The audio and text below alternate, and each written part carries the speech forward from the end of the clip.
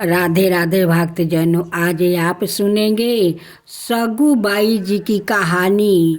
भगवान उनके लिए रस्सी से बंधे रहे। महाराष्ट्र के गांव में एक ब्राह्मण रहते थे।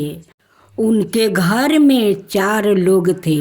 वो ब्राह्मण, उनकी पत्नी, ब्राह्मणी, उनका पुत्र और उनकी पुत्रवधू। उनकी पुत्रवधू बड़ी ही साध्वी और भक्त थी, जिनका नाम सगुबाई था। वो बचपन से ही संत महात्माओं का संग करके निरंतर श्री कृष्णा के चिंतन में तन्मय रहती थी। जैसे गाय कसाई के चक्कर में फंस जाए, वैसा ही साध्वी सगुबाई की शादी ऐसे परिवार में हुई जहाँ उनकी सास, ससुर और पति तीनों उनके विरोध थे। उनकी सास उनके थापर मारती थी और गलियाँ भी दिया करती थी। उनके परिवार में सब उनके भजन के विरोध थे, लेकिन सगुबाई ने कभी किसी से कुछ नहीं कहा। उनके पति भी उनके अनुकूल नहीं थे। सगुबाई को बहुत कष्ट दिया जाता था, लेकिन वो एक पल के लिए भी भगवत विस्मरण नहीं होने देती थी। उन्होंने इतनी प्रतिकूलता के बाद भी उन तीनों से क्रोध नहीं किया। उनका जीवन कैलेशमय था, पर उन्होंने कभी किसी से कठोर वचन नहीं बोले। जो मान सम्मान, लाभ हानि, जय परजय, सुख दुख को सामना भाव से सहते हुए भगवान स्मरण करता है, भगवान उसके अधीन हो जाते हैं।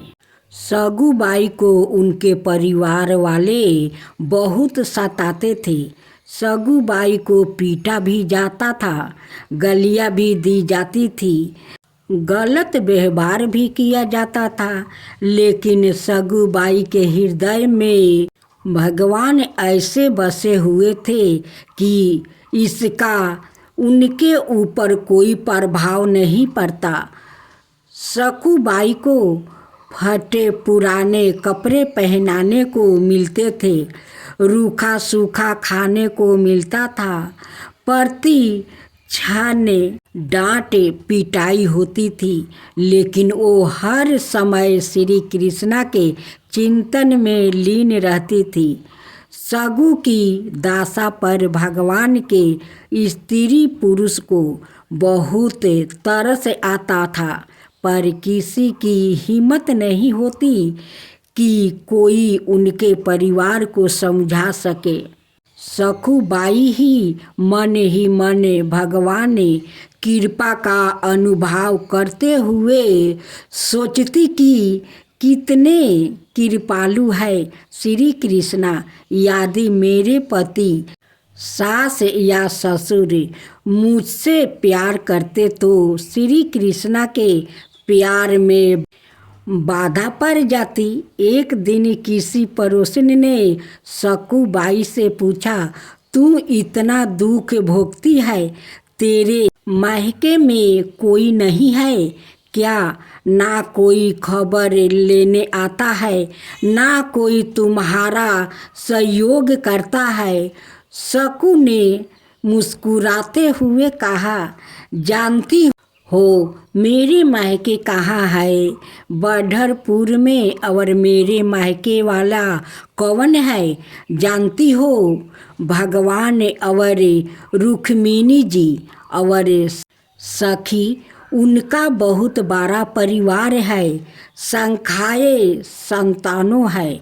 मुझे लगता है कि वो असंख्याए संतानों की व्यवस्था में मुझे भूल गया है, इसलिए मुझे गरीब की खोज खबर लेने वो नहीं आ पा रहा है। उनकी मुझ पर बहुत कृपा है। भक्तों की मंडली के साथ भाग पड़ी सखुबाई। पंढरपुर महाराष्ट्र का एक प्रसिद्ध धाम है। यहाँ एकादशी को 12 मेला लगता है, जिसमें भगवान विठुल जी के दर्शन लाखों नर नारियाँ दूर दूर से नाम कीर्तन करते हुए, नृत्य करते हुए उत्साह पूर्वक पंढरपुर की यात्रा करते हैं।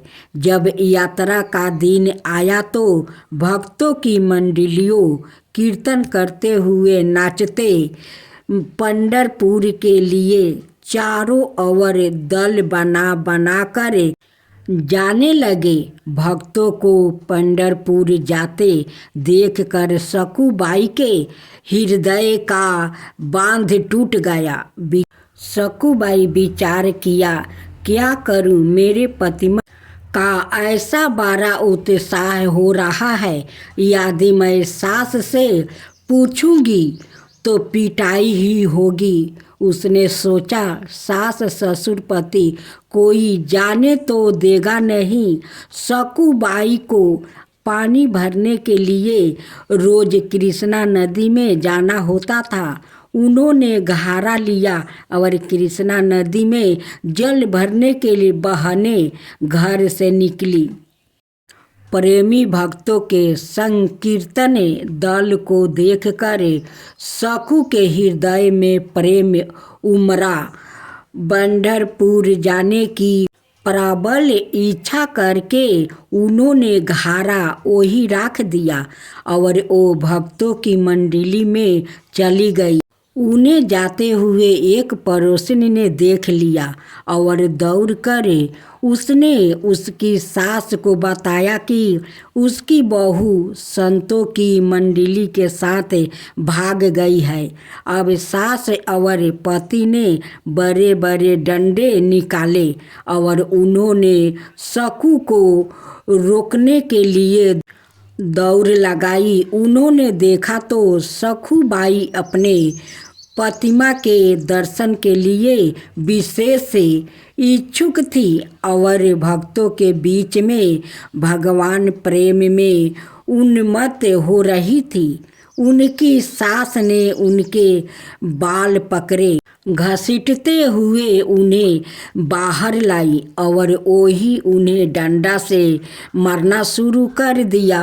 घर ले जाकर तीनों ने मिलकर उनकी पिटाई की। सखुबाई सिर पे हाँ कृष्णा, हाँ कृष्णा, हाँ गोविंद करती रही। उनकी सास ने कहा, यह तो मामूली मार है, इसे यह मानने वाली नहीं है। ऐसे पीटो कि यह चलने के लायक ना रहे, वरना यह फिर भाग जाएगी और पंढरपुर की यात्रा करेगी। और अब 2 सप्ताह है पंढरपुर के यात्रा में, इसको जकड़ के खंभे में बांध दो और 2 सप्ताह तक ना रोटी ना पानी और रोज इसकी पिटाई करो, तब यह मानेगी। सास की आज्ञा पर सखुबाई को उनके पति और ससुर ने बांध दिया। उनकी पिटाई की और उन्हें भोजन देना बंद कर दिया। दुख मिलने पर कैसी होनी चाहिए एक भक्त की स्थिति। उनके हृदय में यह दुख नहीं था कि मुझे बांध दिया गया है, मुझे मारा गया, मुझे गाली दी गई। उनके हृदय में बस एक पीड़ा था कि हे श्री कृष्णा, आपके भक्त के बीच में मुझे कितना सुख मिला। पहली बार जीवन में भक्त मंडली में मुझे नाचने को मिला है। मैं आपके दर्शन के लिए जा रही थी। मेरी समर्थ नहीं कि मैं इस जन्म में इस नरक से निकल सकूं। हे करुणा निधान, क्या ऐसा नहीं हो सकता कि मैं इस जन्म में आपके दर्शन कर पाऊं? क्या मैं आपके मंदिर में आकर आपके भक्तों के बीच में नहीं नाच सकती? सखुबाई आंसू बहाते हुए कह रही थी कि हे कृष्णा, ऐसा कुछ उपाय करो कि मैं आपके दर्शन कर सकूं। मैं बहुत पतित हूँ, दीन हूँ, अधम हूँ। मेरी समर्थ नहीं है कि मैं आप तक आ सकूं। हे प्रभु, आप कृपा करो। बहुत सुंदर अवसर मिला है। भक्तों की मंडलियाँ जा रही है आपके दर्शन करने के लिए। बार बार अवसर नहीं आएगा। हे नाथ, आप कृपा करोगे तभी दर्शन हो सकते हैं। मेरी समर्थ नहीं है कि मैं इस चंगुल से छूट सकूं। सखुबाई के रूप में बंधे ठाकुर जी। सखुबाई श्री हरि का आंतरिक चिंतन कर रही थी। जब भक्त तकलीफ में हो तो हरि को चैन कैसे पड़ सकता है? रुक्मिणी जी ने देखा तो प्रभु के चेहरे पे उदासी और बड़ी चिंता थी। उन्होंने ठाकुर जी को पूछा कि नाथ, आप चिंता में कैसे लगता है? कोई भक्त कष्ट में है? भगवान ने कहा, हाँ, एक ऐसी भक्त है जिसको बहुत पीटा जा रहा है, कैलेश दिया जा रहा है। वो मुझसे मिलना चाह रही है और उसको बांध दिया गया है। उसको थोड़े दिन के लिए हमसे विरह सहन पड़ेगा, क्योंकि हमें कुछ दिन वहाँ रहना पड़ेगा, तभी ही बात बनेगी। रुक्मिणी जी से ऐसा कह कर और प्रभु तत्काल सखुबाई के समीप गया। उन्होंने ना भोजन दिया जा रहा है, ऊपर से गालियाँ दी जा रही है और पिटाई की जा रही है। सखुबाई की आंखों से आंसू बह रहे थे और वो प्रभु के ध्यान में निमग्न थी। प्रभु ने एक बहुत सुंदर नवयुवती का रूप धारण किया और बोले, सखुबाई, मैंने सुना है तुम पंढरपुर जाना चाहती हो, चलोगी मेरे साथ पंढरपुर? सखुबाई ने आंखें खोली और कहा, सखी, मुझे पापनी के भाग्य में ऐसा कहाँ है कि मैं भक्त मंडली के साथ पंढरपुर जाऊं?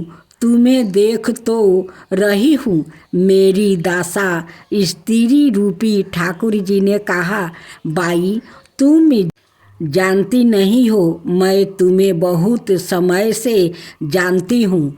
तुम मेरी बहुत प्रिय सखी हो। उदास मत हो। मैं जिसकी सखी होती हूँ उसको मैं कभी उदास नहीं देख सकती।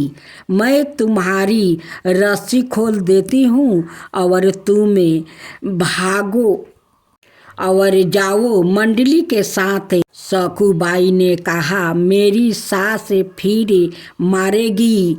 प्रभु बोले, बिल्कुल नहीं, इसकी तो तुम चिंता ही मत करो। ठाकुर जी ने सखुबाई को निकाला और सवाए सखुबाई का रूप में धारण करके रस्सी में बंध गया। ठाकुर जी की सेवा में आया। सखुबाई जी की परिवार के स्वभाव में परिवर्तन, जिनका नाम स्मरण करने से माया का बंधन टूट जाता है, जिनको पाना बड़े बड़े योगियों के लिए भी दुर्लभ है, वही भगवान अपनी भक्त सखुबाई के लिए एक साधारण स्त्री की तरह बंध गया। ठाकुर जी चुपचाप चटे खा रहे हैं। ठाकुर जी को कई दिनों हो गया भोजन नहीं मिला। पानी नहीं मिला और रोज उनकी पिटाई भी हुई। 14 दिन बीत गया, प्रभु बंधे रहे, रोज डंडे और गलियां खा रहे हैं। उनके पति को उन पर दया आई तो उन्होंने सकुबाई के रूप में जो ठाकुर जी बंधे थे उनको खोल दिया। पति की आज्ञा के अनुसार सकुबाई रूपी श्री भगवान ने स्नान किया, सुंदर रसोई बनाई और सबको खिलाया। भोजन बनने के बाद तीनों के हृदय में बहुत प्यार उदय हुआ। सकु रूपी भगवान ने अपनी सेवा और सुंदर व्यवहार से पति, सास और ससुर तीनों के स्वभाव को बदल दिया। अब तीनों सकुबाई स्वरूप श्री भगवान ने बहुत प्यार करने लगे। पंढरपुर पहुंची सकुबाई। उधर सकुबाई पंढरपुर पहुंच के नाम में संकीर्तन करते हुए नाच रही है। प्रभु के प्रेम में वो इस बात को भूल गई कि मेरी जगह कोई और सखी बंधी हुई है। आनंद में विभोर हुई। सकुबाई ने चंदर भाग नदी में स्नान करके मंदिर के अंदर प्रवेश किया। वो मंदिर में जाकर श्री हरि के दर्शन करके आनंद सिंधु में डूब गई। सकुबाई का प्रभु में ऐसा मन लाग गया कि उन्होंने प्रभु के सामने प्रतिज्ञा कर ली कि जब तक शरीर में प्राण रहेगा मैं पंढरपुर की सीमा के बाहर नहीं जाऊंगी। उन्हें क्या पता था कि उनके बदले भगवान जी वहाँ बंधे हुए हैं। सकुबाई पांडुरंग के ध्यान में मगन हो गई है। सकुबाई के सामने वो स्वरूप प्रकट हुआ कि सकुबाई विहल हो गई और भगवान के सदर के दर्शन में इतना मगन हो गई कि उनके प्राण छूट गया। सकुबाई का अंतिम संस्कार और पुण्य जन्म। एक ब्राह्मण उस मंडली में आया था और उसने सकुबाई की लाश को देखा। उसने साथियों को बुलाया और सबने मिलकर सकुबाई के शरीर का अंत्येष्टि संस्कार किया। इधर रुक्मिणी जी ने विचार किया कि ठाकुर जी कह के गया था कि कुछ ही दिनों में वापस आ जाऊंगा, आज तक वापस नहीं आया। फिर ध्यान दे के देखा कि जिसके लिए गया था उसने तो शरीर को छोड़ दिया है और उसके शरीर का अंतिम संस्कार भी हो गया। अब मेरे प्रभु को बहू बन कर वहाँ रहनी ही पड़ेगा। अब रुक्मिणी जी को बड़ी चिंता हुई। रुक्मिणी जी शमशान पहुँची और उन्होंने सकुबाई की राख, हड्डी वगैरह को एकत्र किया और प्रेम दृष्टि से देखा तो सकुबाई जीवित हो गई। सकुबाई को ऐसा लगा जैसे वो गहरे निद्रा से जगी हो। रात को सपने में रुक्मिणी जी ने सकुबाई से कहा, देखो पुत्री, तुम्हारा प्राण पूरा हुआ। तुमने कहा था कि जब तक इस शरीर में प्राण रहेगा मैं पंढरपुर की सीमा के बाहर नहीं जाऊंगी। तुम्हारा वो शरीर तो जल गया, अब तुम लौट जाओ। मेरी प्रतिमा तुम्हारे रूप में तुम्हारे घर पर है। आदेश पाकर सकुबाई आनंद मगन होकर 2 दिन बाद यात्रा के साथ वापस लौट आई। सकु को आता देख सकु भेषधारी भगवान पंडिरी नाथ जो वहाँ बहु रूप में थे, उन्होंने सोचा कि अगर वो यहाँ आ गई और मैं भी यहाँ रहा तो गड़बड़ हो जाएगी। ठाकुर जी ने तत्काल सास से कहा कि मैं पानी लेने जा रही हूँ। उन्होंने घारा लिया, घाट पर आ गई और पूर्व परिचित सखिया का भेष धारण कर सखुबाई से मिली। उन्हें देखते ही सखुबाई को सारी बातें याद आ गई। सखुबाई ने दौड़ कर उन्हें हृदय से लगाया और कहा, सखी, आपकी कृपा से मुझे पंढरपुर जाने को मिला है। मुझे मेरे ठाकुर जी के दर्शन हुआ, उनके चरणों को पकड़ लिया। बहन, तुम्हें बहुत कष्ट भोगना पड़ा होगा मेरी वजह से। ठाकुर जी ने कहा कि तुम चिंता मत करो, तुम सखी हो गई हो ना। सखुबाई ने कहा, हाँ ठाकुर जी। ठाकुर जी ने कहा, मुझे कोई कष्ट नहीं हुआ। यदि तुम्हें सखी मिला तो हर कष्ट मेरे लिए सम्मुखमय है। तुम यह घारा लो, इसमें जल भरो और घर जाओ। सखुबाई घारा भरकर अपने घर को गई और ठाकुर जी अंतर्ध्यान हो गए। सखुबाई घारा उठाकर घर पहुंची और स्वाभाविक अपने काम में लग गई। सखुबाई को सास ससुर और पति के बदले हुए स्वभाव को देखकर बड़ा आश्चर्य हो रहा है कि इतना प्यार मिल रहा है। दूसरे दिनों में वो ब्राह्मण जितने सखुबाई के शरीर का अंतिम संस्कार किया था, वो वापस आया और उसने सखुबाई के घर पहुंचकर कहा कि मैं एक खबर देने आया हूँ। बहू पंढरपुर गई थी, जहाँ ठाकुर जी के दर्शन करके उसके प्राण निकल गया और हम सबने उसके शरीर का अंतिम संस्कार कर दिया। परिवार वालों ने कहा कि हमारी बहू तो घर के अंदर है। आवाज़ लगाई, सखुबाई सामने आ गई। उस ब्राह्मण के होश उड़ गया। आखिर ब्राह्मण के बहुत कहने पर उन्होंने सखु को अपने पास बुलाकर पूछा कि तुम्हें यहाँ बांधा रखा था, लेकिन यह कहते हैं कि तुम पंढरपुर में गई और वहाँ मर गई, कैसी बात है? सखुबाई ने कहा, यह जो कह रहे हैं वो बिल्कुल सत्य है।